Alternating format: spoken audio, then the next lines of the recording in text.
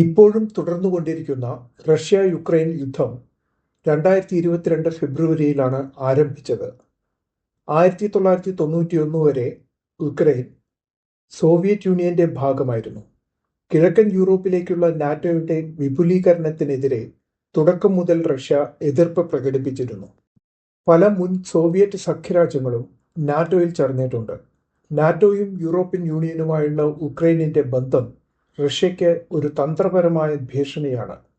സാമ്പത്തിക ഉപരോധങ്ങൾ റഷ്യയുടെ സമ്പദ്വ്യവസ്ഥയെ ബാധിച്ചെങ്കിലും റഷ്യ യുദ്ധം തുടർന്നുകൊണ്ടിരിക്കുന്നു.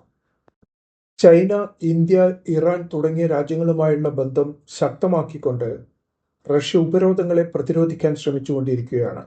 റഷ്യയുടെ ഗ്യാസ് വിതരണത്തിലുള്ള നിയന്ത്രണം യൂറോപ്യൻ ഊർജ സുരക്ഷയിലെ അപര്യാപ്തത പുറത്തു കൊണ്ടുവന്നു.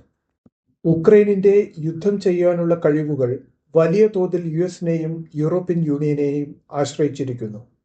പടിഞ്ഞാറൻ രാജ്യങ്ങളിൽ നിന്ന് സാമ്പത്തികവും സൈനികവുമായ അനേകം ബില്യൺ ഡോളറുകളുടെ സഹായം ഉക്രൈനിലേക്ക് ഒഴുകിക്കൊണ്ടിരിക്കുന്നു.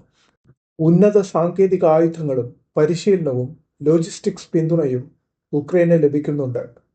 പടിഞ്ഞാറൻ ഉപഗ്രഹ, സൈബർ, സിഗ്നൽ ഇന്റലിജൻസ്, സൈനിക തന്ത്രങ്ങൾ തയ്യാറാക്കുന്നതിൽ യുക്രൈന് സഹായകമായി. ഈ വക സഹായങ്ങൾ ഇല്ലായിരുന്നെങ്കിൽ റഷ്യക്കെതിരെയുള്ള യുദ്ധത്തെപ്പറ്റി ചിന്തിക്കാൻ പോലും യുക്രൈന് കഴിയുമായിരുന്നില്ല. പടിഞ്ഞാറിന്റെ പിന്തുണയെ ആശ്രയിക്കുന്നത് വലിയ അപകടമുണ്ടാക്കിയെങ്കിലും റഷ്യക്കെതിരായി യുക്രൈന് മറ്റു മാർഗങ്ങൾ ഇല്ലായിരുന്നുവെന്നതും ശരിയാണ്. ഇതുവരേക്കും റഷ്യ ഉക്രൈനിന്റെ ചില ഭാഗങ്ങൾ പിടിച്ചെടുത്തിട്ടുണ്ട്. ഈ യുദ്ധം യൂറോപ്യൻ പ്രതിരോധ സംവിധാനത്തിലെയും നാറ്റോയുടെയും ബലഹീനതകൾ പുറത്തു കൊണ്ടുവരാൻ കാരണമായി.